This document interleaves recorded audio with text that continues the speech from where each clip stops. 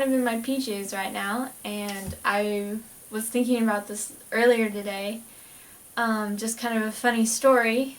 I have a lot of horse stories that I have acquired over the years from just riding my horses and doing things like that.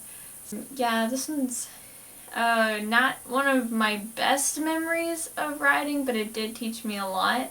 I think I just got Sugar, or I've had her for probably, might have been a few months, but Sugar's big appendix quarter horse that I got back when I was like 9, and I still have her today. First got her, she was absolutely just insane because she was off the track, and it was just a really bad deal. The guy we got her from gave her like drugs to calm her down, and so she wouldn't act up when we were out there riding her and stuff. So when we brought her home, it was like 24 hours later, she was completely a different horse. Wasn't calm, didn't want to stand. Every time you would go to get on her, she would catwalk backwards and wouldn't go, and she just had a lot of problems. That was kind of her story. And then we had our farrier come out, and he was like 5th generation farrier, and he was a pretty cool guy.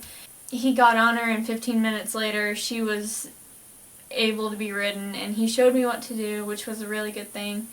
And I had several lessons with him.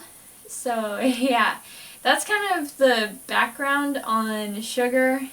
So my story takes place, it was in the springtime of, I don't even know, but I was like 10 or 11, somewhere in there.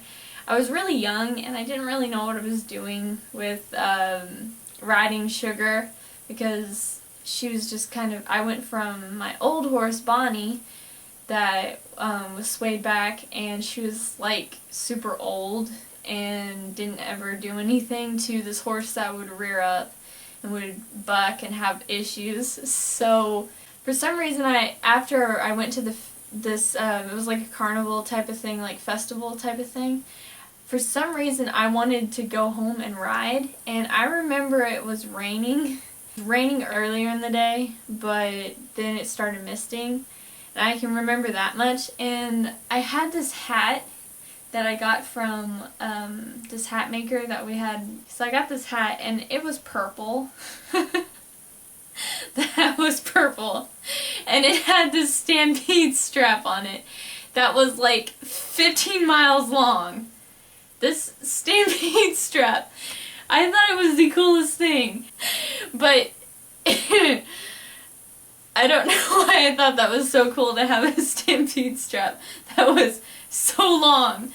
So anyways, I remember I wanted to go riding, so I had this big puffy rain, it wasn't really a rain jacket, it was more like a windbreaker, and I had my purple hat on with the super long Stampede strap.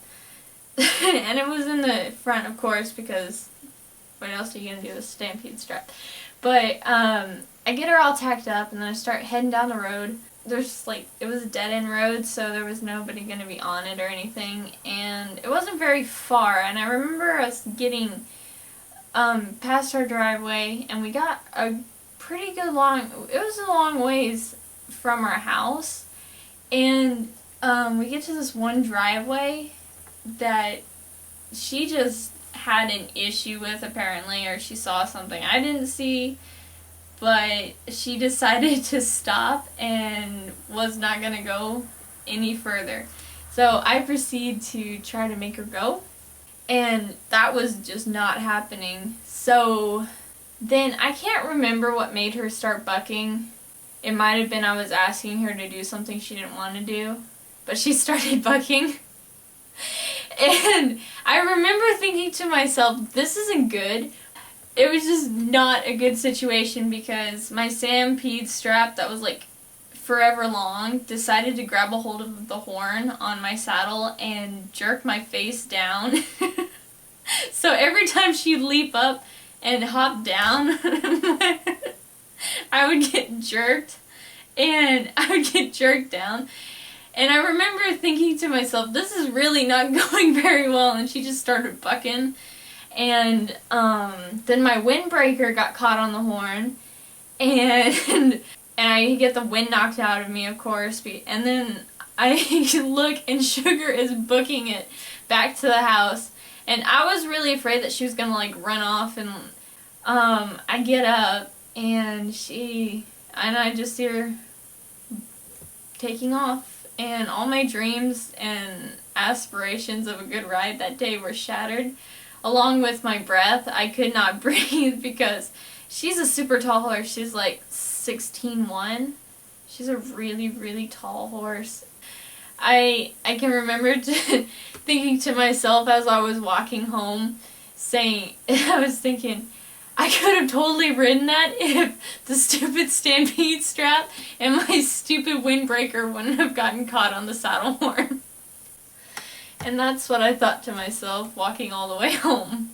But yeah, I remember that was not a very good ride, but I did learn a lot. I learned that if you do buy a hat, do not get a stampede strap that is like super long, otherwise you're gonna have issues with it. And it also, baggy clothing, that's probably not one of your better ideas if you're gonna go riding. So don't wear a whole bunch of baggy clothes. Otherwise, it's gonna get caught on your horn and you're gonna get bucked off.